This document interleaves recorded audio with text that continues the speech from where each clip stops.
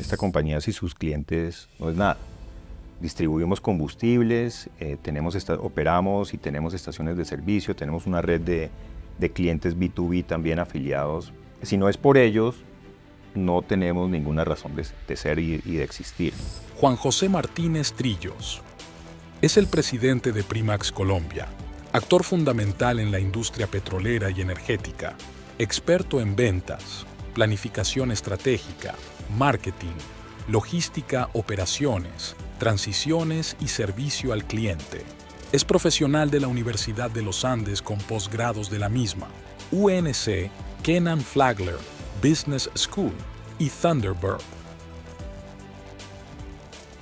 Cultura, cultura, cultura, cultura. La cultura se come a la estrategia, al desayuno. Tienes que machacar constantemente el tema de cliente y el tema de cultura. Es decir, en cualquier reunión que estés, tienes que tener un equipo empoderado, supremamente capaz, capacitado y estar en constante comunicación y escuchando qué está pasando para ayudarlos a que produzcan los resultados que tenemos que lograr como equipo. Hola, les habla Mauricio Duarte. Este canal es un lugar para encontrar la inspiración de los presidentes y los CEOs en temas de clientecentricidad. Para nosotros es aún más importante que tú te hagas presente a través de los comentarios. Déjanos saber qué piensas, qué ideas podíamos traer, qué cosas quieres que preguntemos. Muchas gracias y por favor mantente presente, suscribiéndote y tocando la campana. Juan José, Don Mauricio, qué placer gustazo. Qué placer estar aquí contigo hoy. Bien, muchas gracias. Juan José,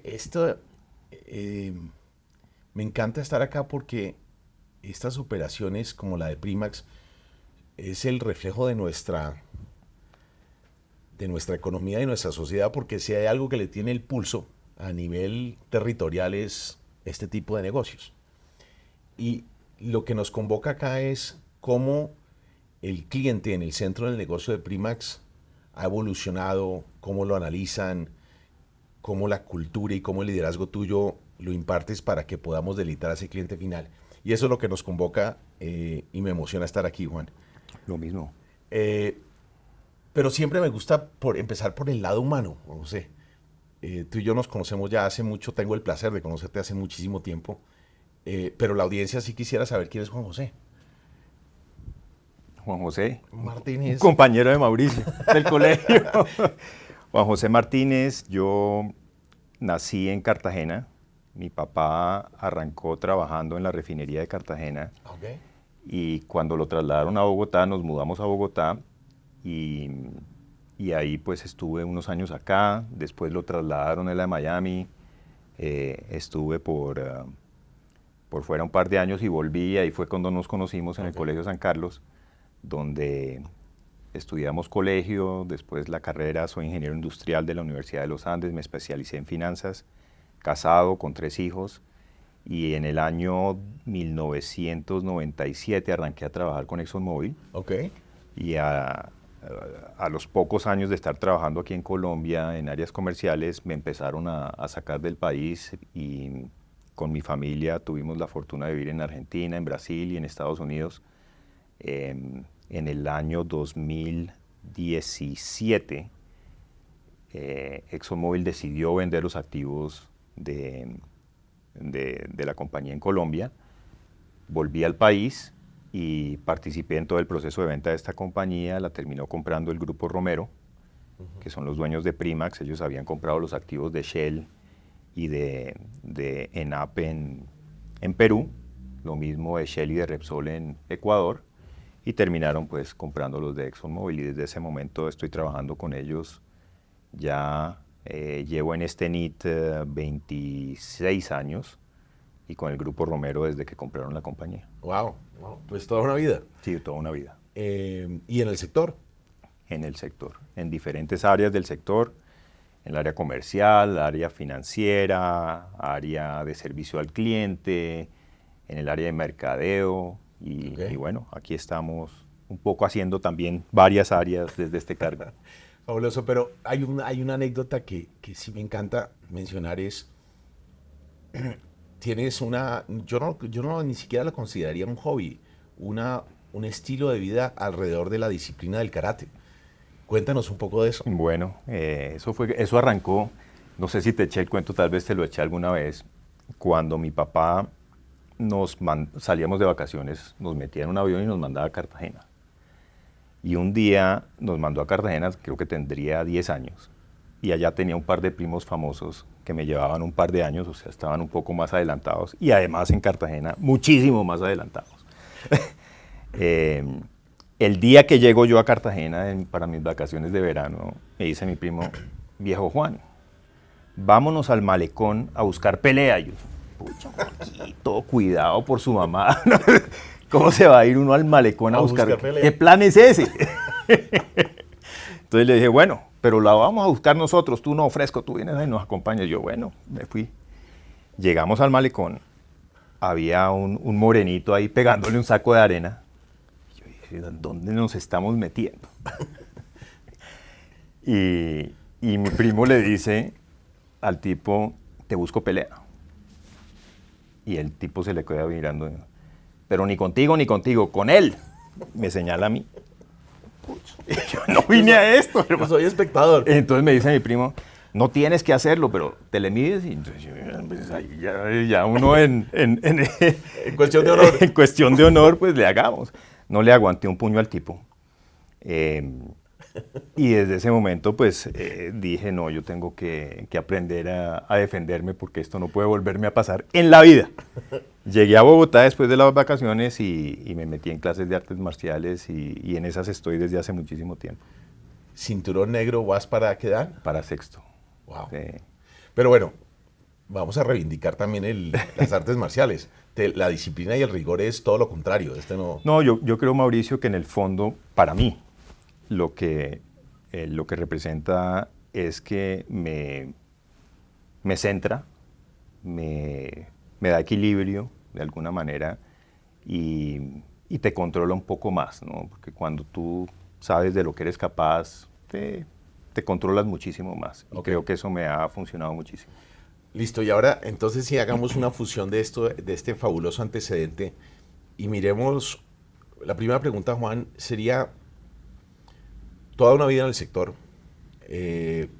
una formación, digamos, rigurosa, ingeniero, el carácter que se requiere para ejercer un arte marcial durante más de muchos años, 40 años, estar en el nivel que estás.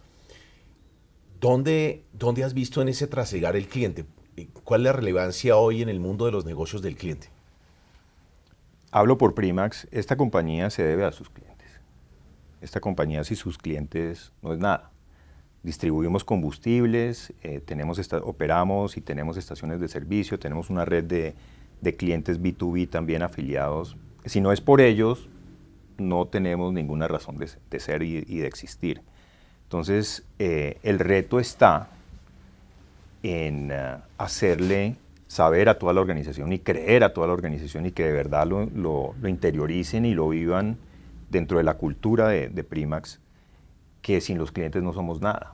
Y no importa dónde estés en la organización, si estás abriendo una válvula en una terminal, o si estás haciendo un cuadre contable en el área financiera, o si estás solucionando una conexión en el área de sistemas porque no están transmitiendo facturas a una terminal, que todas esas actividades de alguna u otra manera están redundando en que tu cliente esté servido de un commodity que no es fácil que necesitamos. Es decir, te lo mencionaba hace un rato, ir a tanquear combustible no es la actividad más placentera por la que uno se levanta y se toma el café. ¡Qué rico! Tengo que ir a la gasolinera hoy a echar gasolina. Claro. Uno va porque es una necesidad y lo que en el fondo quiere es que lo atiendan bien, en un sitio seguro, en un sitio limpio, que pueda entrar y salir rápido y que tenga un producto de calidad. No le pongamos más misterio porque es eso. Okay. Es eso. Y fabuloso. Entonces el propósito de la clientecentricidad es que sin ese cliente no hay razón de ser del negocio. Pero hagámosle un doble y un triple clic a ese cliente. Decías en tu narrativa, tenemos un cliente que es el que utiliza nuestros servicios para tanquear su carro. Me imagino que habrá el que vive del carro, vive de la moto, el que simplemente es un carro para transportarse para ir al trabajo y las necesidades de su hogar. Me imagino que en el mundo del B2B es el uso industrial del combustible y tiene unas vocaciones.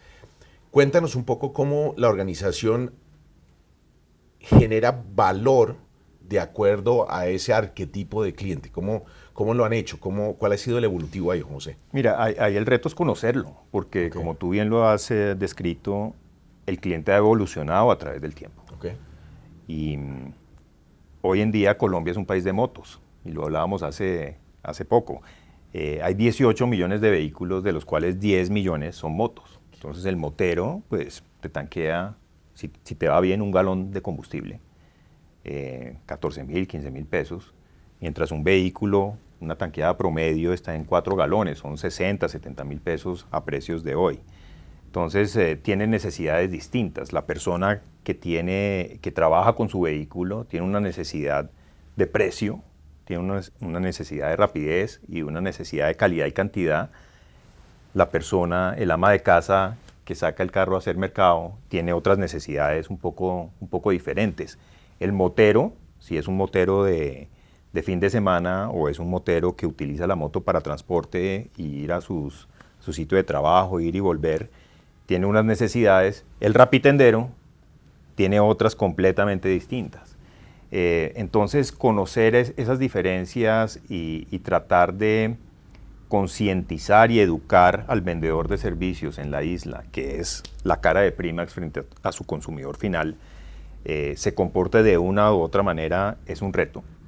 Cuando tienes un cliente de B2B, es un perfil completamente distinto porque ya tienes a una industria, obviamente es un commodity lo que estamos vendiendo, pero esas empresas también necesitan un acompañamiento técnico por parte de nuestra fuerza de ventas y de nuestros laboratorios para que garanticen que sus operaciones puedan correr de manera estable y de manera flawless, sin necesidad de tener algún problema con calidad de combustible o de mantenimiento de sus equipos. Entonces, son perfiles que van desde lo más básico hasta lo más complejo y tienes que tener a toda la organización enfocada en que cada uno de ellos tiene una necesidad totalmente diferente y se la tenemos que poder satisfacer.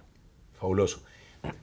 Tenemos en la audiencia, Juan José, un grupo muy importante de empresarios, emprendedores de todos tamaños, y muchos se podrán estar preguntando, bueno, ¿y cómo hacemos frente a multiplicidad de arquetipos como los que tienes de consumidores y de clientes para sembrar esa voz dentro de la organización?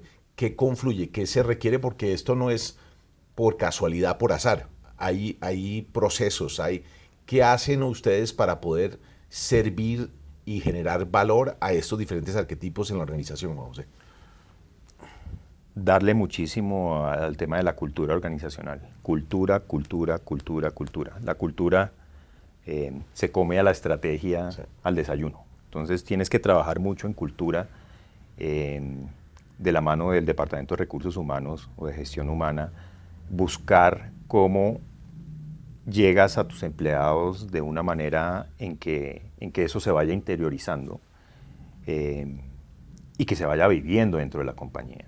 Ahora, un reto para esta empresa en particular es que como nuestros clientes finales, los consumidores finales, el que llega a la estación de servicio está llegando a través de un dealer que no necesariamente está afiliado a nuestra bandera, pero él maneja su negocio de manera independiente. Entonces, ¿cómo llegarle a ese dealer para que esa cultura organizacional de alguna manera, en el buen sentido de la palabra, contamine a su negocio y que de alguna manera esa experiencia se traduzca en un beneficio para el consumidor final? Es un reto tremendo, porque tienes, como te imaginarás, todos los perfiles de dealers que pueden existir. Tienes la persona que tiene una estación de servicio, tienes el empresario que tiene varias estaciones de servicio y otros negocios y simplemente la gasolina es una vertiente de su empresa. Tienes el una estación de pueblo versus una estación de ciudad, que son perfiles completamente distintos con la diversidad que tiene toda la topografía colombiana. Y tal vez buscar ese justo balance y ese medio es complicado, pero lo hacemos a través de mucho entrenamiento, muchísimo entrenamiento, muchísimas encuestas buscando esa retroalimentación por parte de nuestros clientes y consumidores. Casi que en tiempo real, ¿no? En tiempo real. Y midiendo, como tú lo sabes muy bien, el Net Promoter Score, que también lo estamos haciendo. ¿Cómo lo hacemos contra nuestra competencia? Estar muy pendientes de las tendencias de mercado y qué está cambiando en esos perfiles de consumidores para ver cómo le vamos buscando la comba al palo. Y todo eso en medio de todas las dificultades que tiene este país, ¿no? El abastecimiento, los temas tecnológicos, la conectividad, que son problemas que se presentan todos los días y cada vez con más fuerza, ¿no? Los temas de la fuerza mayor y el caso Fortito, ¿no? El derrumbe, el orden público, me imagino que hay unos factores que hacen retadorcísima la experiencia porque de alguna manera prepararse para lo imprevisible es complejo. Pero bueno, retomemos un poco esa narrativa, Juan José, porque es muy interesante. En una mención que decías, hay un distribuidor que se acoge a nuestra bandera y que él tiene la plena autonomía de la administración del negocio. Luego entonces hay un reto en poder difundir nuestra cultura de clientecentricidad, de generar experiencias memorables a través de esta persona que puede, y esa personae, como dicen los de marketing, puede tener diferentes vocaciones. Puede ser uno de varios negocios, puede ser el negocio de su familia, puede ser una de varias. Correcto. En esa descripción, Juan José, ¿qué ha funcionado? Porque es que la cultura, cuando está depositada o esperamos que se irradie en un tercero que de alguna manera es autónomo, ¿qué funciona? ¿Cómo ellos te hacen caso? Es decir, ¿hay una explicación de negocio? Decirle, ¿el servicio paga? ¿Se le estoy pidiendo que lo haga? ¿O es un tema de unidad de marca? No se desalinee, no le cambie el tablero a Primax, no le cambie el color, siga estos protocolos.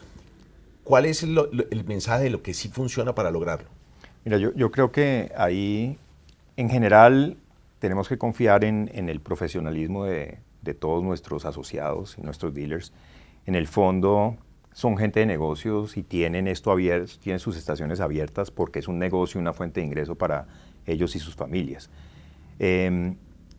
Y cuando tú les das la receta, que no es una receta compleja, lo aprendimos todos en la universidad en Administración 101, constancia, algo que sea appealing para ellos, para un cliente que guste, y repetición. Yo creo que hay un tema de constancia, de repetición, sobre lo fundamental. Un buen servicio, un saludo amable, unos baños limpios, una estación iluminada, es decir, las cosas fundamentales, un buen precio. Eso no hay necesidad de venderlo, hay que seguirlo machacando porque la gente se puede desviar. Claro. Cuando vamos caminando, pero de alguna manera volvemos al andén, y el andén es, vuelvo y repito, el mismo centro, y eso apalancado con un buen equipo, un muy buen equipo que los esté asesorando, creo que es la clave del éxito. Y siempre hay que seguirle dando. Yo creo que es por ahí, buscando obviamente temas nuevos y cómo los vas incorporando sin hacer locuras, porque si tú abres el abanico a 300 iniciativas nuevas, pues de golpe 10 te pegan, pero quemaste muchas calorías en cosas que no necesariamente van a ser productivas para ti. Capítulo 1. La importancia de poner al cliente en el centro del negocio, ya que sin él, la empresa no tiene razón de ser. La personalización del servicio es esencial para generar valor en función de estos perfiles. El impacto de la cultura organizacional en la calidad del servicio y la experiencia del cliente. El rol del liderazgo en la promoción de la centricidad del cliente. Hay una pregunta, Juan José, en cuanto al liderazgo, porque finalmente la cultura se inspira en muchas ocasiones en lo que el líder hace. Y yo siempre platico sobre la pirámide invertida. Tú estás para servir a la gente que está acá, que al final es quienes a través de unos distribuidores llegan al cliente final. Hay varias capas antes de llegar. En ese rol de líder, ¿qué práctica, qué recomendación, qué cosas hubieras hecho distintas que dan más efecto para lograr la clientecentricidad en Primax? Mira, yo creo que a lo largo, por lo menos de mi carrera, hay dos cosas que me han quedado como bien marcadas. Una, escuchar más. Ok. Escuchar mucho más a tu gente. Al principio de la carrera yo creo que uno hablaba el 80% del tiempo y la otra gente escuchaba el 20%. Yo creo que la cosa se ha invertido sustancialmente. Y la otra es no estorbar. Ok. ¿Sí? No estorbar. ¿Por qué? Yo estoy aquí para ayudar a que mi equipo produzca los resultados que nos hemos trazado y dejarlos que ellos actúen. ¿Entiendes? Ellos tienen que, de alguna manera, poder ejecutar los planes y los presupuestos y las metas que nos hemos trazado con mi ayuda, pero no soy yo dando órdenes del cómo hacer las cosas, no puedo hacerlo. Por eso vuelvo y repito, tienes que tener un equipo empoderado, supremamente capaz, capacitado y estar en constante comunicación y escuchando qué está pasando para ayudarlos a que produzcan los resultados que tenemos que lograr como equipo. Si yo me meto en la mitad, les quito tiempo valioso que tienen que estar afuera haciendo negocios y resolviendo problemas.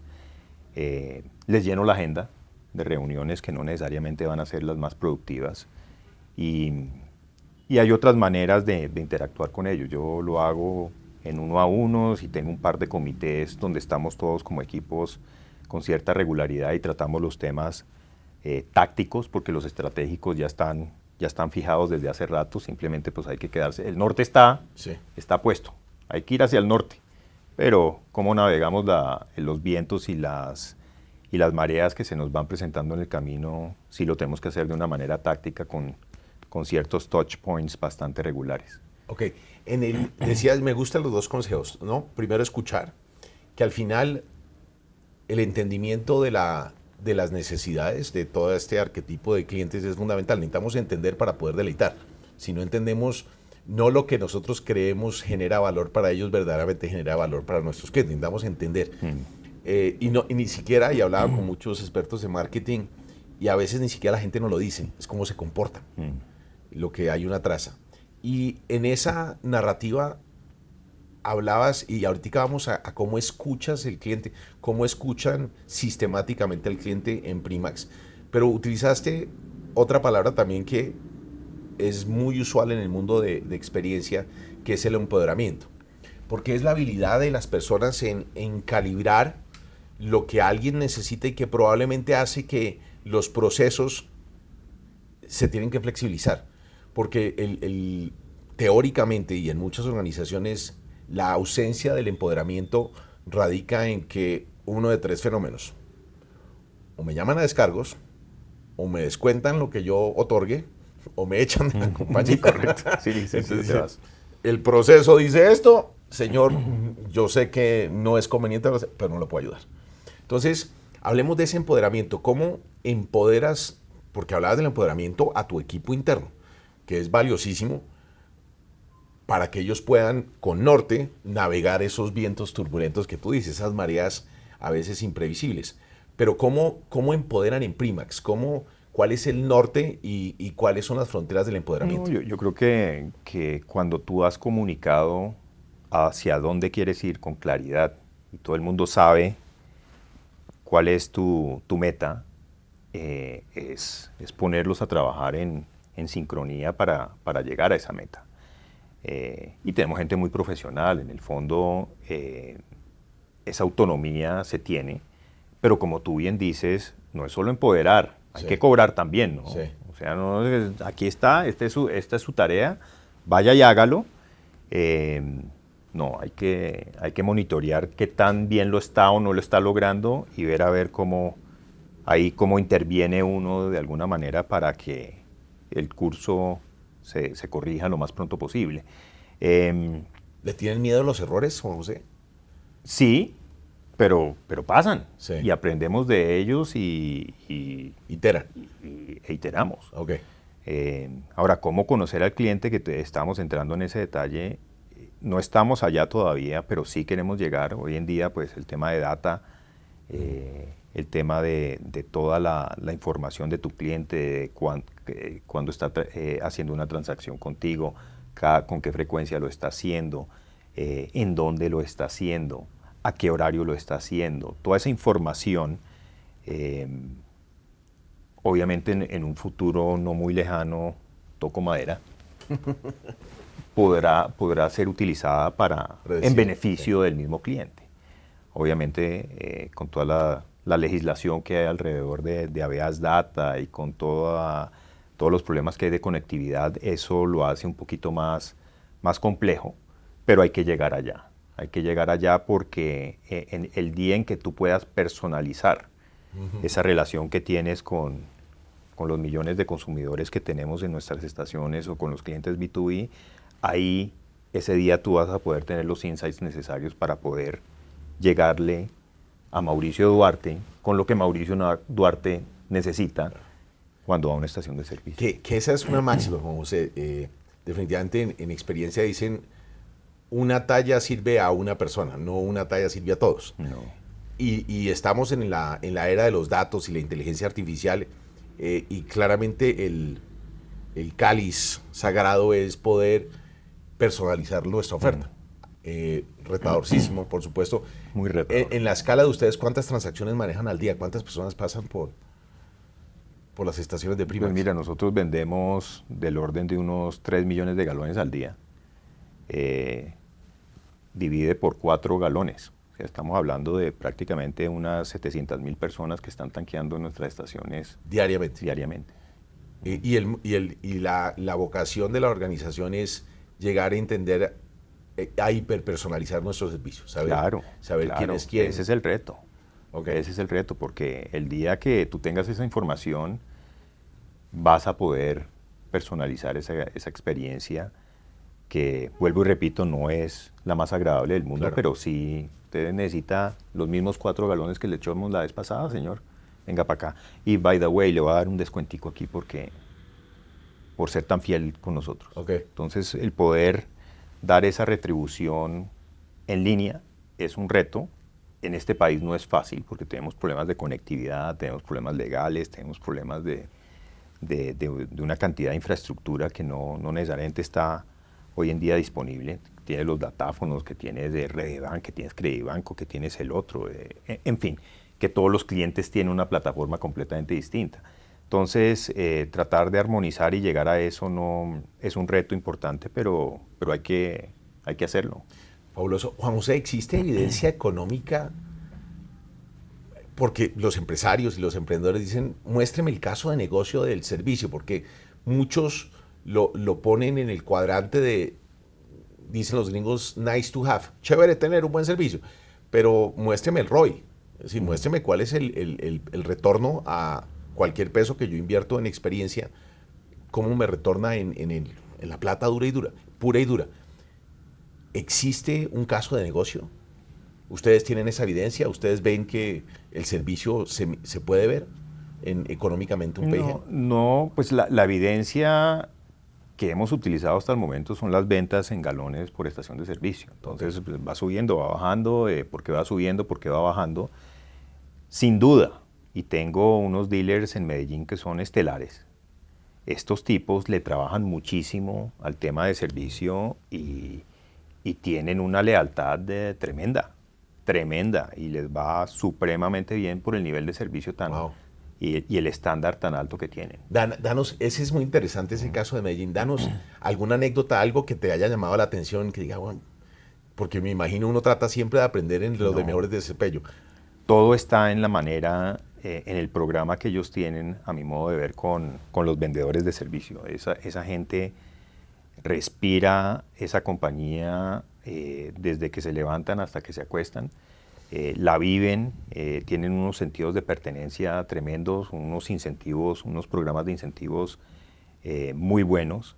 Eso evita que haya rotación porque este es un negocio donde hay muchísima rotación de personal y crear esa lealtad primero del empleado y esa pertenencia a la red de estaciones que está representando, eso no tiene precio, como Mastercard, eso no tiene precio, porque la atención a sus clientes, esa personalización la han logrado a través de los años de una manera empírica. Es decir, Mauricio, bienvenido de nuevo, ya hace cuánto no lo veíamos aquí en la estación, porque ya se lo conocen, porque el tipo es el mismo que te atendió la vez pasada, o te ha visto con regularidad en la estación de servicio. Entonces, modelo de negocio que te tenga el ROIC o el MOIC o el EBITDA incremental por eso, no lo tengo, pero sí de manera empírica te puedo decir que eso paga y tus clientes y tus consumidores lo reconocen.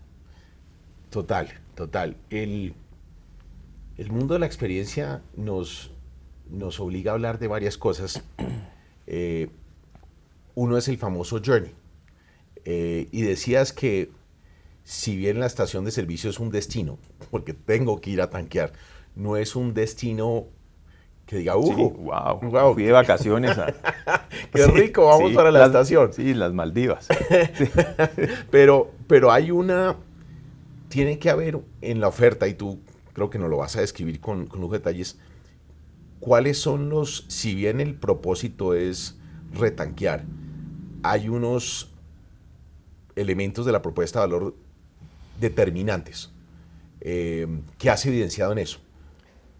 Mira, yo creo que no hay que ponerle mucho misterio. Tú quieres llegar a un sitio que sea cómodo, que la entrada y la salida a tu estación de servicio sean cómodas, donde te sientas seguro, que si vas a las 10 de la noche esté iluminada y no esté por allá en un sitio donde diga, bueno, yo abro la ventana aquí y me van a atracar, que haya seguridad, que haya comodidad, que sea limpio, que la persona que te esté atendiendo lo haga de una manera amable, que te despachen el combustible que en la cantidad que estás comprando y en la calidad que está comprando y que sea rápido. O sea, quieres entrar y salir rápido, que la transacción de pago sea prácticamente fácil para ti y que si tienes que hacer una parada, que vayas a un baño, que el baño esté limpio, que si estás en carretera o de alguna manera estás yendo de un punto de trabajo a otro y necesitas comerte algo, que tenga una oferta de comida decente, atractiva, limpia, sana. Hoy en día sana es muy importante. Y listo, no le busques más.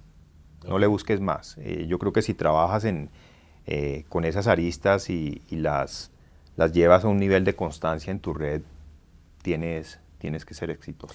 Fíjate que decanto un poco tus comentarios anteriores y en teoría. Finalmente hay una serie de atributos que complementan la oferta básica, que es la recarga del combustible.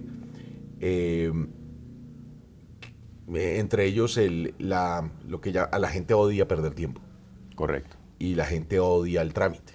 Así es. Entonces, digamos, la línea base se resuelve, la gente entra y sale fácil. No le va a poner mucho pereque, ni va a pasar mucho tiempo acá, porque no vino, porque chévere. ¿Okay?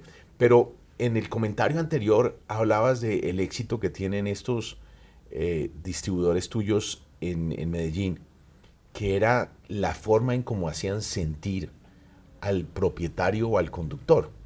Que al final tengo que invertir ese tiempo, tengo que ir, pero me hace sentir bien. Si ya estoy allá, lo higiénico sí está resuelto, sí, pero me hacen sentir especial. Correcto, me hacen sentir especial, me conocen, sí, me tratan por mi nombre y me dan lo que necesito. Es decir, pueden ser 10, 15 minutos mientras estás tanqueando, mientras te vas a comprar una Coca-Cola, pero me siento bien. Sí. Y fue ágil, fue de buena onda y salgo de ahí tranquilo. Me imagino, Juan José, que ese servicio que tiene unas improntas para poder atender de forma ágil, oportuna, correcta, tanquear el combustible, que es poder entregar los vueltos correctos, todo lo que corresponde, pero también en el eje de cómo hacemos sentir a nuestros clientes, cómo los saludamos, cómo los miramos a los ojos, le damos la bienvenida, los ayudamos a ubicarse, los baños quedan allá al fondo, la tienda se accede a tal. No sucede por azar.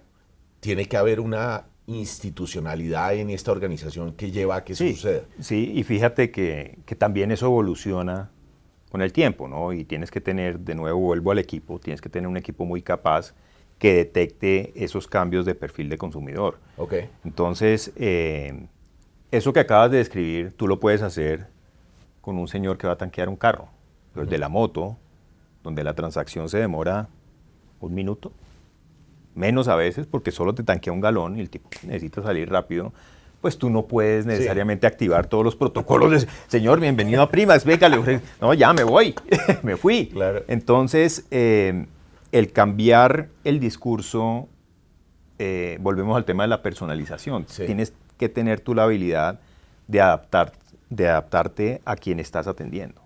Y eso es un reto y seguirá siendo un reto, porque eventualmente hoy en día es gasolina, el día de mañana no sé si vaya a ser hidrógeno o si vaya a ser un cambio de una batería de un carro eléctrico. Sí. En todo caso, el negocio seguirá evolucionando y tendremos que constantemente ver a ver cómo le vamos dando la vuelta, sobre todo a ese servicio, porque el cliente siempre va a estar ahí.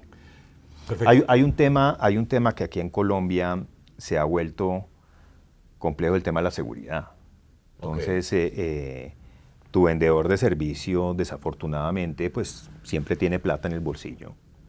Nosotros tenemos unos límites bastante bajos para que si llega el atracador a atracarte, que es algo que pasa todos los días, pues se lleve el menor monto de dinero posible, pero también educar a la gente para que también pueda actuar ante este tipo de situaciones.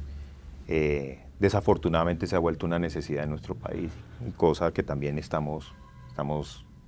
tenemos presente y lo tenemos que meter dentro de la cultura. Imagino cámaras, iluminación. Cámaras, iluminación, inteligencia artificial. Hoy en día ya hay conexión con las autoridades. Conexión con las autoridades, métodos disuasivos, que se prende la lámpara, una sirena, alguna cosa cuando la cámara detecta un movimiento, como que estoy sacando algo de... Entonces hay una cantidad de nuevas tecnologías. Que debe responder a esa necesidad intrínseca de la seguridad. Correcto. Yo no quiero ir a un sitio donde me van a robar, Dios mío. Correcto, así es. Okay. Así es. En esto, Juan José, en el rol que despliegas como CEO de esta organización, uno se da cuenta que tiene un reto enorme, porque tú tienes que responder por las finanzas y los resultados de negocio del hoy, pero también mirar hacia el horizonte próximo. Es decir, cómo estoy preparando mi organización para lo que viene. Porque es muy fácil, creería yo, o no es muy fácil, pero siempre hay unas críticas, yo creería que sustentadas, que quien lidera una organización rápidamente puede lograr resultados financieros en evita, en utilidad, penalizando cosas que en el largo plazo te van a castigar. Sí, claro. Entonces hay 2 variables. Una es cómo está cambiando este negocio, la transición energética, y cómo están cambiando los hábitos de consumo de energía. Y digamos, hablabas de esta cifra sorprendente de la cantidad de motocicletas que hay hoy en este país, y estamos hablando de, además, una serie de fenómenos en que la gente ya vive el transporte, el mototaxismo, que pues, si bien no está regulado y es ilegal bajo la normativa colombiana, pues está ahí. Entonces hablemos de lo primero. ¿Cómo te preparas tú frente y qué sabiduría hay en decir, se habla mucho de la transición energética y en la previa hablábamos de esto y me sorprendía los datos que manejabas? ¿Cómo ves ese escenario, José? Mira, yo creo que hablar de transición energética se ha vuelto una moda, es algo que necesitamos y como humano y como sociedad necesitamos buscar una solución a esto, pero no es fácil. Y creo que uno no puede hablar a la ligera de esto porque esto no lo vamos a solucionar con celulares, con electrónica,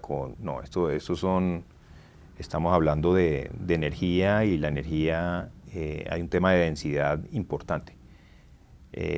Mencionaba Colombia, según el último balance energético que sacó la UPME, que es la Unidad de Planeación Mineroenergética de Colombia, creo que en el 22, consume alrededor de 1.900, 2.000 petajulios al año.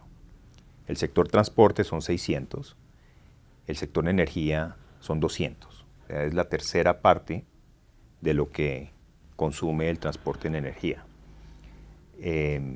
O sea, para sustituir lo que consume el sector transporte con energía necesitarías 600 petajulios al año y eso significa prácticamente cuadruplicar los 200 petajulios que produce el sector energético en Colombia. ¿Cómo lo haces? Pues vamos a llenar el Amazonas de paneles solares, porque no va a ser fácil. Hidroituango, y ese es un muy buen ejemplo, creo que produce 50 petajulios. O sea, tiene una capacidad de 50 petajulios. Necesitamos 600. Necesitamos 600, o sea, necesitarías 12 represas del tamaño de Hidroituango para reemplazar el sector transporte con... ¿Hidroituango se demoró cuánto, José, más o menos? Creo que unos 10, 15 años y todavía están dándole, ¿no? Y fue una inversión de 3,5, 4 billones de dólares, ya no sé en cuánto vamos. Entonces, si son 12 y son 4 billones de dólares, pues son 50 billones de dólares que necesitas para construir una infraestructura que te reemplace y te sustituya el sector transporte. Hoy. Sin hablar de transmisión, sin hablar de una cantidad de cosas adicionales en las que habría que invertir. Lo otro es que Colombia no es un país que va a coger esos 18 millones de vehículos y los va a chatarrizar y el día de mañana prende un switch y todos son eléctricos. Eso no puede pasar. Y tú lo ves con el parque automotor, los camiones, las volquetas, tienen más de 20 años. ¿Sí? El parque automotor colombiano puede estar en el sector transporte y de carga puede estar por el orden de 20, 21 años. Entonces, sustituir eso no va a ser fácil sin una política a mediano y largo plazo que en realidad se enfoque en chatarrizar y sacar vehículos de combustible fósil y meter vehículos de energía eléctrica. Eso no va a pasar si no hay ayuda del Estado y si no hay unos programas muy robustos para que la gente sienta que está haciendo un negocio. Ponte en los zapatos del dueño de una volqueta. Él no va a decir, voy a salir de mi volqueta. ¿Con qué vivo? ¿Con qué vivo? Y Colombia, lo mencionábamos antes de comenzar esta charla, no es un país que bote a la basura las cosas. Si tú tienes tu nevera y la quieres cambiar, la terminas regalando, se la lleva tu primo, el celador del edificio, algún conocido, y ahí sigue funcionando y tú compraste la nueva. Tú no hay un mercado de segunda o no la chatarrizaste y la mandaste para el Doña Juana. Eso no pasa. Entonces lo mismo pasa con los vehículos. Es un reto importante y es de números muy grandes que necesitan una visión a mediano y largo plazo muy específica, pero con una ejecución desde ya que no sea simplemente meter más paneles, porque lo que se está generando necesitamos prácticamente cuadruplicar lo que genera el sector energético hoy con fuentes renovables si quisiéramos sustituir el sector transporte. Capítulo 2. La importancia de dar autonomía a los empleados para tomar decisiones en beneficio del cliente. La relevancia de adaptar la atención al cliente en función de sus preferencias y comportamientos. La importancia de mantener ciertos estándares básicos de servicio. El reto de medir el retorno de la inversión en experiencia del cliente. Entonces, en eso inyectemos, como decía al principio, definitivamente el no va a ser algo de un día para otro. Es el gran mensaje, que es una transición. No es si va a pasar, sino cuándo va a pasar. Nos va a tomar tiempo como sociedad, es un tema global, pero al final Jeff Bezos, el fundador de Amazon, tiene una frase que me encanta que dice, que yo desarrollo negocios en las cosas que sé que no van a cambiar en los próximos 10 años. Porque si uno desarrolla negocios en si van a cambiar, pues no me va a ir muy bien. No nos va a ir muy bien. Sí, sí. Entonces, finalmente es un hecho cierto que la energía de alguna naturaleza va a permitir la movilización de los vehículos en los cuales las personas nos transportamos. No nos teletransportamos, seguiremos siendo seres físicos. Digitalmente yo no puedo ir a Europa, yo no puedo ir de aquí a La Mesa, no puedo ir de aquí a Soacha. Físicamente tengo que movilizarme y hay un elemento energético. ¿De dónde es su fuente? No lo sabemos. Pero en esa futurología que suena algo de lo que estamos hablando, pero es la preparación del líder de una organización, es decir, sabemos que va a haber cambios. ¿Qué están detectando? ¿Qué están detectando en comportamientos de los primeros grupos de personas que utilizan energía eléctrica, de los retos que eso plantea, de las necesidades para el cliente sobresalientes? ¿Hay algo que nos puedas compartir ahí, Juan José? No, obviamente los patrones de demanda van a cambiar. Es decir, y tal vez lo mencionábamos antes, la gente que compra un carro eléctrico lo conecta en su casa por la noche para que tenga cómo movilizarse durante todo el día, o lo conecta en un centro comercial donde tiene una oferta limitada. En una estación de servicio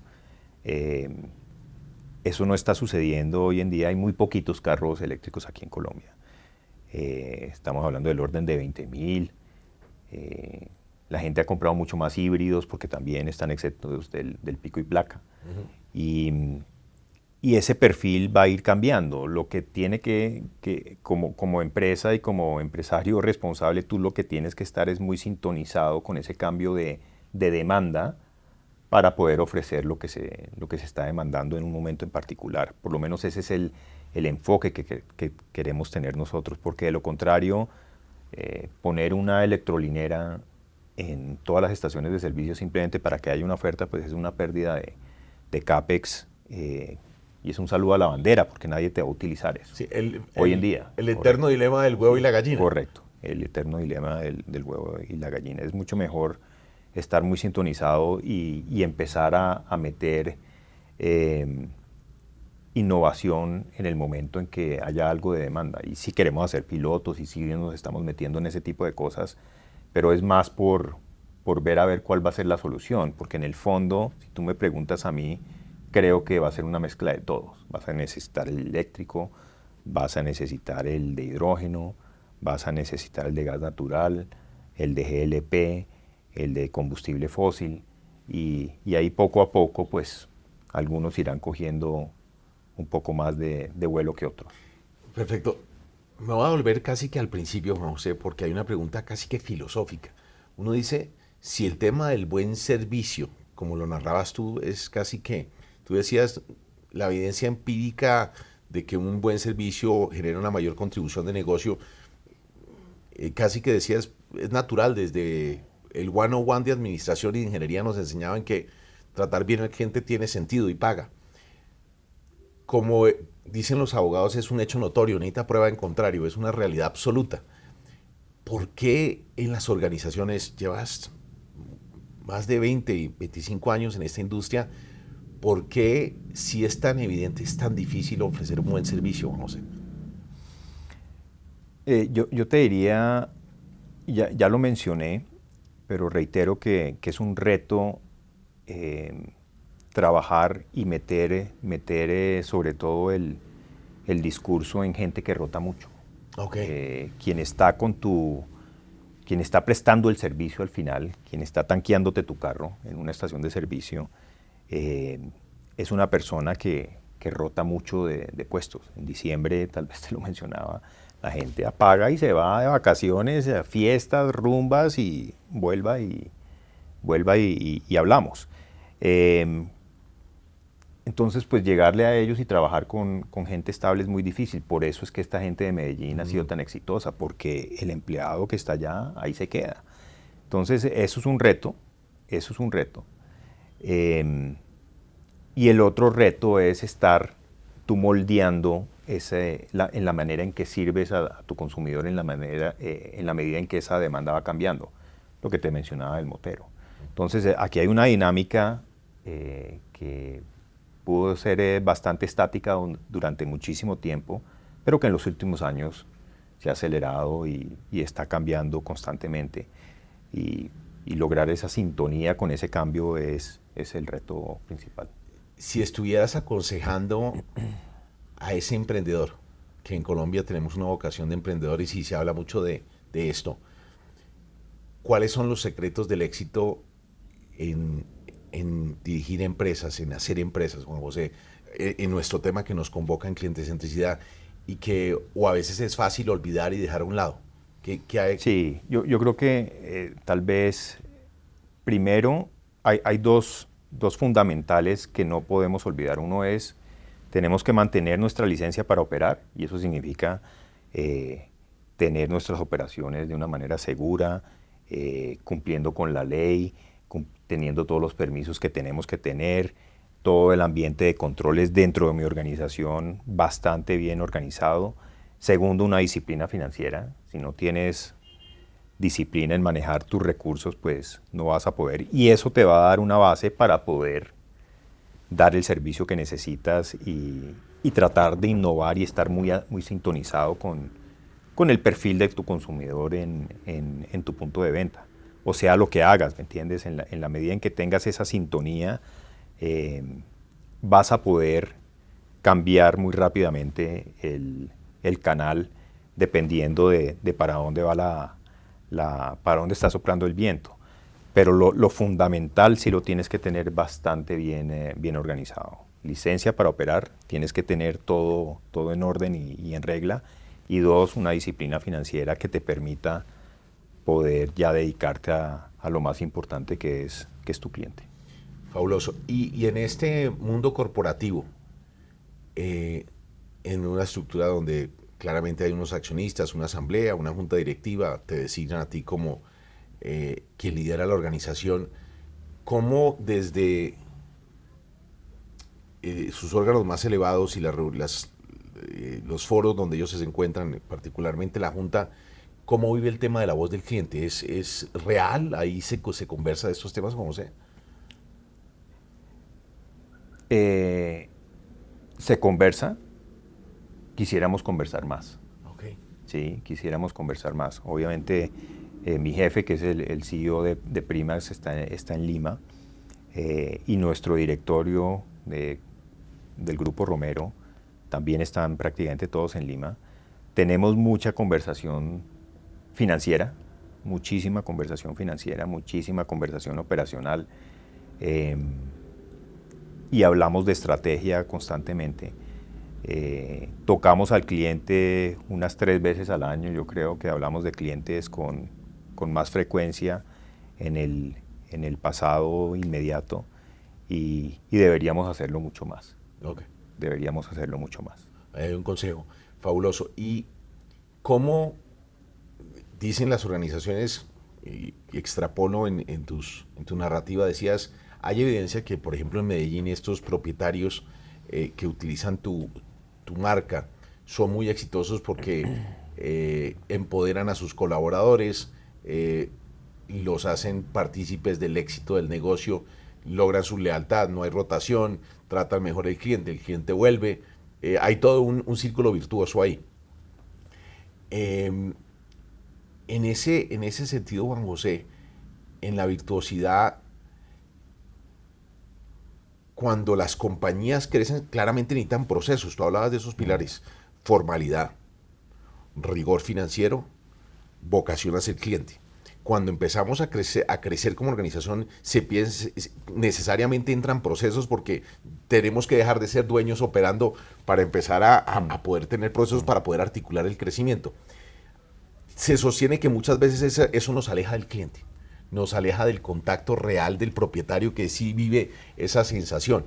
Ahora, no es que sea una barrera insalvable,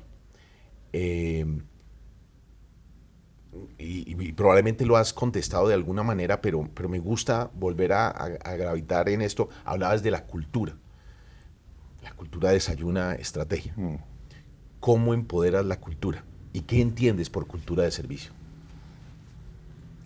Mira, yo creo que en la medida en que tú constantemente, hablamos de escuchar a tu equipo, Sí. de Consejo tuyo. sí, de Quiero escucharlos, oír más. de escucharlos, de escuchar entender más. En esas conversaciones, cuando te toque hablar el 10% del tiempo que tienes con ellos o el 20% del tiempo, tienes que machacar constantemente el tema de cliente y el tema de cultura. Es decir, en cualquier reunión que estés, si es una reunión financiera, tú puedes estar hablando de un tema específico, pero tienes que constantemente darle la vuelta al equipo con el que estás reunido y volver a ver, bueno, ¿y cómo está impactando esto a mi cliente? O esta conversación, ¿cómo se traduce en mi cliente final? Y en la medida en que tú vayas timoneando la cosa hacia allá, la organización empieza a marchar con ese tema cultural. Me encanta porque le acabas de dar, subrayar algo que conversamos con frecuencia, que es el cliente vive en nuestras conversaciones, esa es la cultura. Y quien lidera al final tiene que generar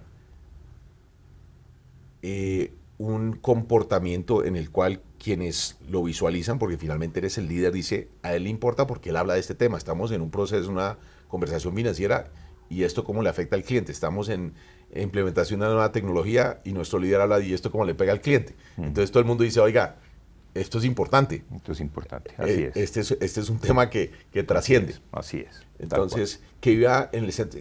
Y es también una manera, porque no se trata de que cuando me vigilan, entonces me comporto de una manera. Es decir, en el comportamiento discrecional no vigilado, lo hago porque naturalmente sé que la organización importa. Sí, se vuelve natural, correcto. Correcto. Juan José, podríamos pasar aquí horas, pero no quiero cerrar sin preguntarte varias... Tengo que ir a hablar de clientes, hombre. Hay que ir a hablar aquí en la organización. ¿Hay algo que típicamente te gustaría conversar, que no hayamos platicado en este tema? Mauricio, no podemos cerrar esta conversación sin hablar de esto. Algo que te llame la atención en el liderazgo, en el empoderamiento, en el journey, en los momentos de verdad estelares, en experiencias que has tenido. Mire, a veces el storytelling educa más que cualquier cosa. Tenemos aquí unas historias que han generado la cultura de Primax, porque cuento la historia en algo de eso, José. No, tal vez lo único es que Colombia, yo creo que Colombia es una cultura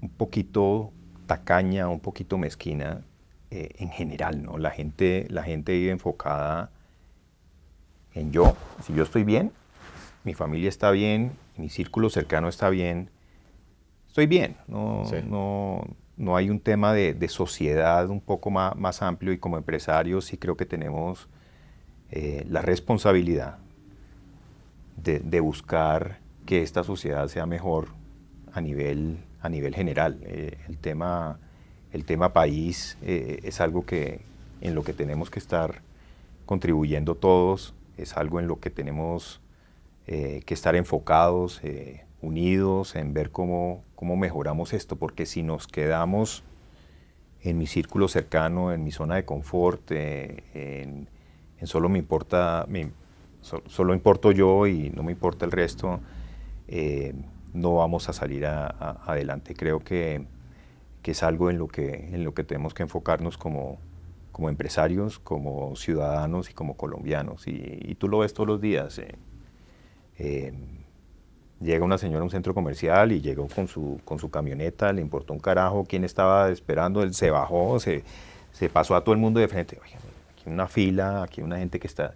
Es decir, ese sentido de desprendimiento sobre el otro, creo que nos hace falta muchísimo. Ok. Pues Juan José, ha sido un placer enorme. Doctor Mauricio, con mucho gusto. Será una de varias conversaciones, bueno, porque aquí hay mucho aprendizaje por parte tuya. Te agradezco mucho. Un placer, a ti. Mucho gusto. Gracias. Capítulo 3. La importancia de estar alineados con los cambios en las demandas de los clientes. La cultura de servicio y empoderamiento del cliente. La relación entre crecimiento, procesos y contacto con el cliente. Hola, gracias por haber estado hasta el final de este episodio. La próxima semana tendremos un invitado que nos compartirá sus nuevos secretos y su inspiración en los temas de experiencia y clientecentricidad. No olvidar, por favor, suscríbete y toca la campana. Gracias.